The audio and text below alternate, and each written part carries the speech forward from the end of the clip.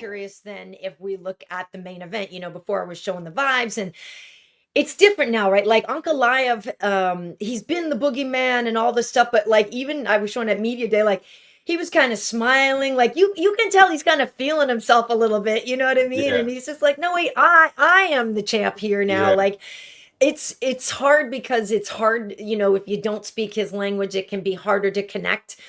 And even though a lot of people don't speak Portuguese, people are more used to connecting with the Brazilians, and their personalities are more outgoing. The whole Shama thing, like Alex is just more accessible, even if you don't speak his language. yeah.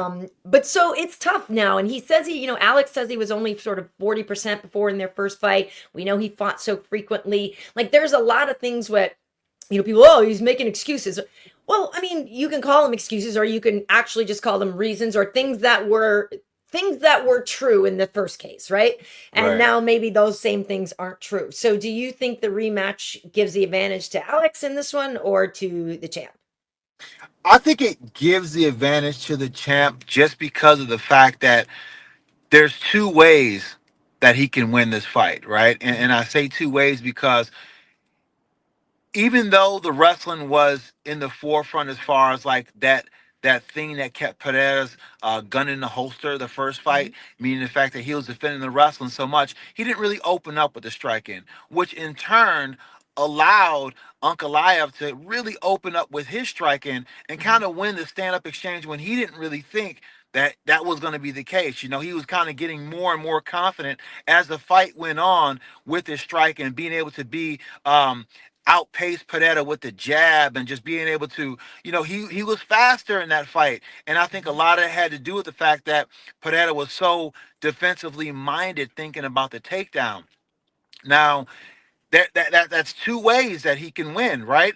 And then Mhm. you add in the fact that the confidence that you speak of when Teddy Atlas has a thing when they become champion, they become 30% better because now that belief becomes a little bit more solidified and he's starting to walk and feel like the champion. So he's going to come into this fight more confident and a fighter who's not so much in the chase.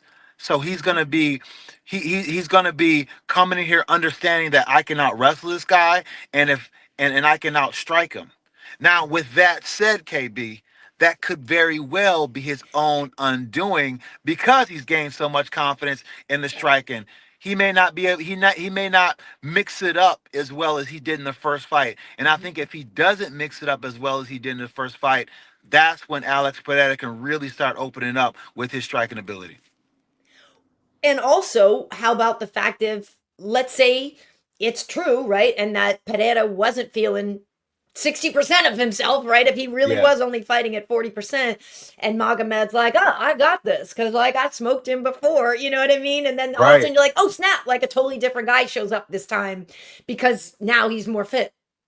Yeah, that false confidence is real. And Yeah. sometimes it happens when you go with a guy and you've trained with him before and then it comes fight Hmm. time and then he's a total different guy than you've ever trained with or ever seen train, right? Yeah. They seem to grow in the spotlight and Pereira Hmm. has been one who's made the way that he's made in the UFC because he's been somebody who can show up under the lights Yeah. under circumstances where a lot of people will falter. So with Pereira, what he has to do is he has to just kind of tap back into that thing that made him as great as he is. And that thing that made him as great as he is he was willing to risk it.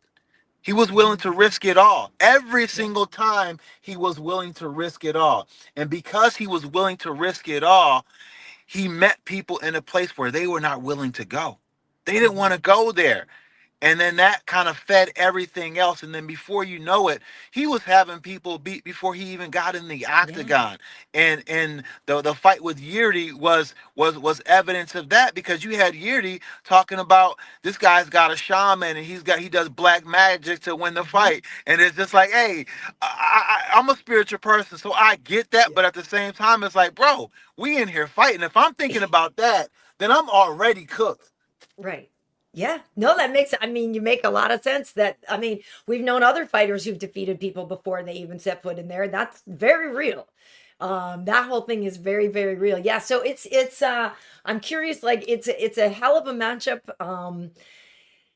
I mean, but Magomed has been unbeaten for so long too. Yeah. That he's like so used to winning, and like there's that. I don't know. Yeah, I don't know, Well, man. It's a I hard. mean, so with Magomed though, like I know he's great at wrestling. I know he's Yeah. great at wrestling, but I don't think he has the kind of wrestling that we are typically used to seeing from that part of the world. And by that I mean this. We have the Marabs, we have, the Khabibs, Uh huh. the Makashevs who can do that takedown, rinse and repeat, hold down, ground and pound, and Mm-hmm. they can do that ad nauseum and seem to never falter in their energy. Like they stay at that level the whole entire Mm-hmm. fight because they've trained themselves during the fight to be able to work that pace. Now, training Right. yourself in a training situation is different than in a fight situation because if I'm in the fight, I gotta know that I'm gonna push myself with this wrestling pace Mm-hmm. and know I'm going to get tired. I'm gonna expect to get tired, but I'm gonna know I also have the confidence that I can push through that Yeah. tiredness and I know on the other side of that I'm going to be just fine. But when you're Mm-hmm. not used to implementing that kind of grueling kind of fight, it's hard to do it on fight night and really be effective with it because Mm-hmm. you're going to have that moment where you get kind of afraid and you get kind of scary and the guy gets up a lot quicker than you wanted to after you had to work Mm-hmm. to get him down and now you're back in his world and he looks fresher than you striking and now you're like, damn, he's got more energy than I do, he's got power, I'm in trouble.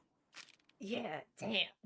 I love that where you're looking across. You're like, ah, You damn. like, damn, yeah. When I fought Michael Bisping, it was a nightmare because of the fact that I was able to take him down, but he was so squirmy on the ground. And Yeah. then he got back up to his feet, and I was expending so much energy getting him down, and then I was getting expending energy holding him down and trying to Yeah. land some shots. And by the time I got back to his feet, because he got back up, I'm like, damn, folks, I'm in trouble. I go back to the corner to see Greg, and I'm just like, I got to look in my face, and then he's like, okay, you got 2 more rounds, and I'm like, what? ah, Ah, Bisping.